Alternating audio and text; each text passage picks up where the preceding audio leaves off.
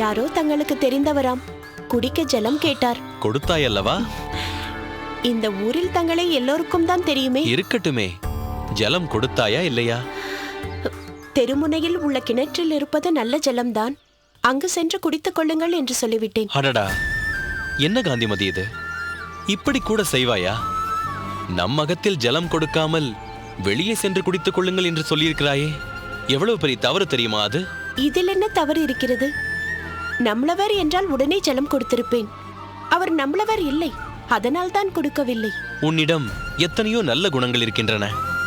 ஆனால் இந்த எங்களவர் உங்களவர் என்பது எனக்கு பிடிக்கவில்லை. ஏன் இப்படி நீ வித்தியாசம் பார்க்கிறாய் என்றும் தெரியவில்லை. மனித இனத்தில் உருவத்தில் ஆண் பெண் என்ற வித்தியாசம், குணத்தில் நல்லவன் கெட்டவன் என்ற பாகுபாடு மட்டும்தான் உண்டு. அதற்காக பல வருட பழக்கமான நம் ஆச்சார அனுஷ்டானங்களை விட்டுவிட முடியுமா என்ன? தவித்த வாய்க்கு தண்ணீர் கொடுக்காத உன் ஆச்சாரம் என்ன ஆச்சாரம்? இங்கே பார் காந்திமதி, மனிதத்துவம் முதலில், பிறகே ஆச்சாரங்களும் அனுஷ்டானங்களும். சரி விடுங்கள், அவர் இதை உங்களிடம் கொடுக்கச் சொன்னார்.